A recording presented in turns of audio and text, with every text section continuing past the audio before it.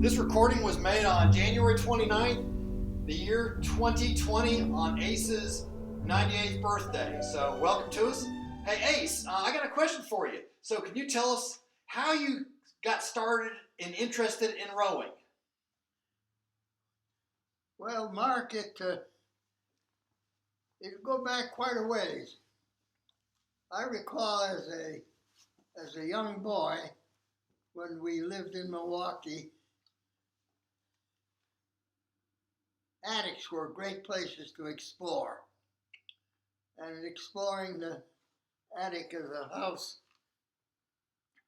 I came across a beat up old megaphone, which was probably, maybe 8 inches long and had a flute, I guess, about 6 inches in diameter. Yeah. But what interested me about it is the fact that it had some apparatus attached to it.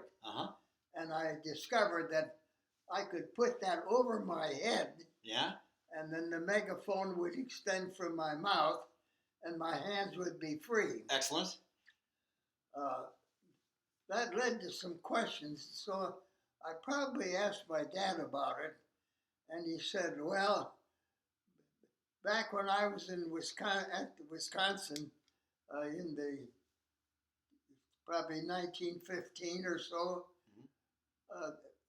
I used to be a coxswain on a intramural crew. We'd go out and just have a lot of. Was this in college or just a club?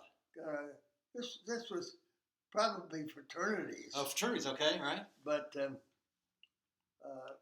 he said we never did anything but just fool around and have a good time. Well, in September I guess it was 1939, or maybe it was 1940, when I went to the University of Wisconsin. I remembered this. And after a registration and got my class schedule set up, I wandered down to the lake and wandered to the boathouse to see what was going on.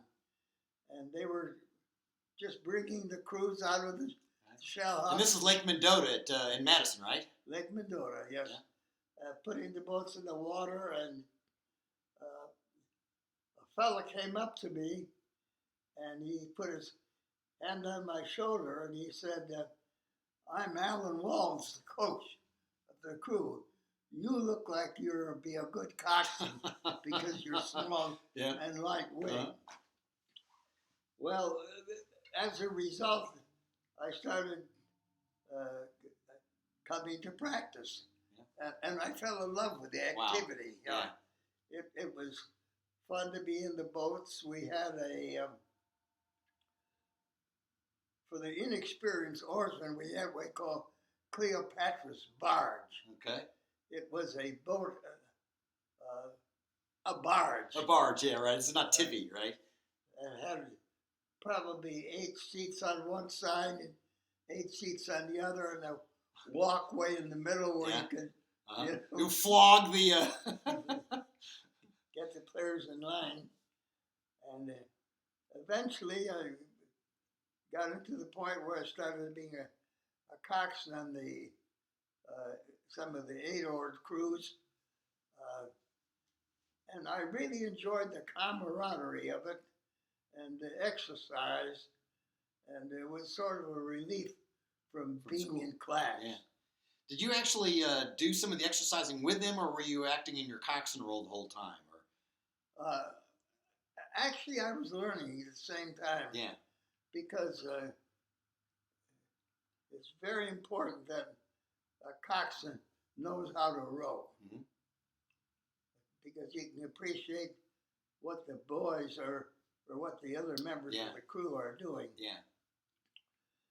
And so I got to be a regular attendee, and there was, for long, it was 5 nights a week after classes, and then came fall and the temperatures cooled down and the sun went down early.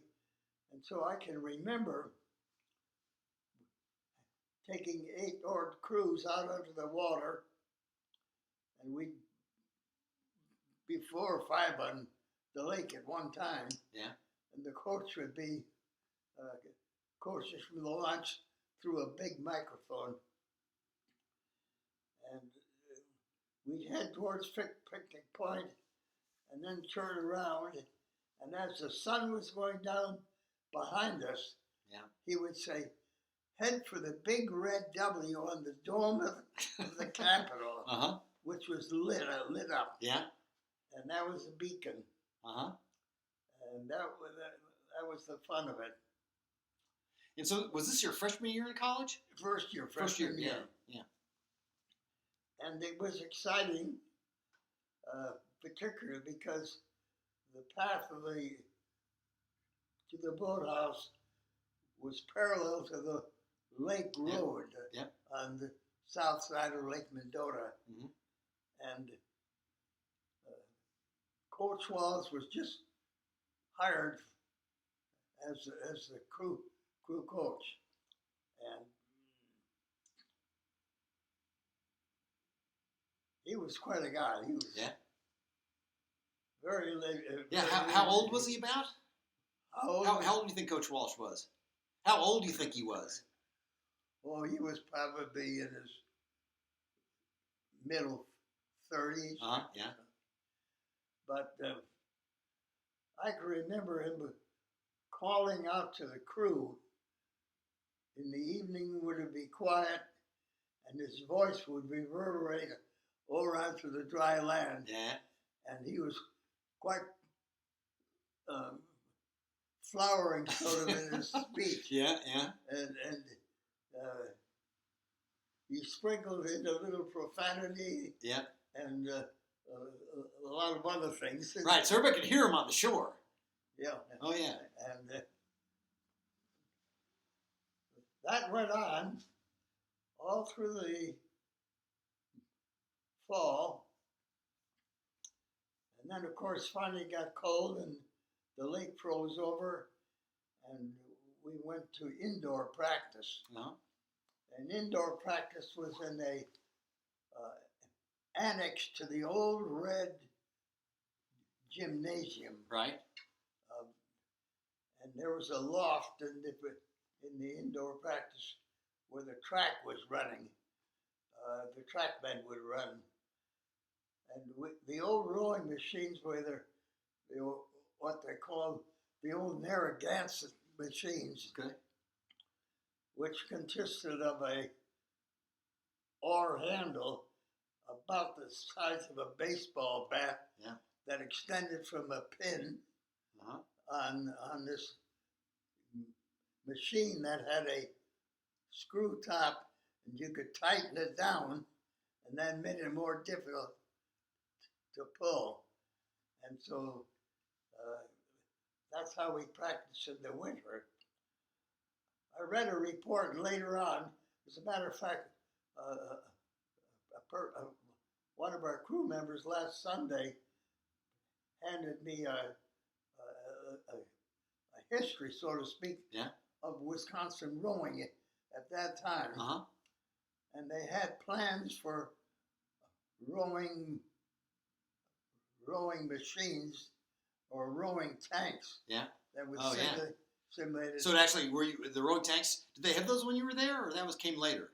It never came. It may be there now. I believe they're now. I think when Kit went to camp there, I think they actually had tanks that they would row inside. Yeah. Well, the budgets were such that they abandoned the rowing tanks. Yeah. So we had these old Narragansett machines, which were really just exercise machines. Right. Right. Not much And- technique. And they stressed the arms more than they did the legs, which is the opposite of what you try to actually teach do. in rowing. And later on, probably about February, when the weather got a little bit better, we started to row on the Yahara River, Mm-hmm. which connected Lake Mendota to, I think it was Lake Higansa, no, Lake Monona. Right. It was a narrow river, but it flowed with open water. And all of the group of people would assemble at the Red Gym. We'd get in the back of a truck and stood up because there was no. Yeah, you're crowded in the back of it. Just a load of people, and we drive down to the Yahara River, which was probably 2 miles east of the Red Gym.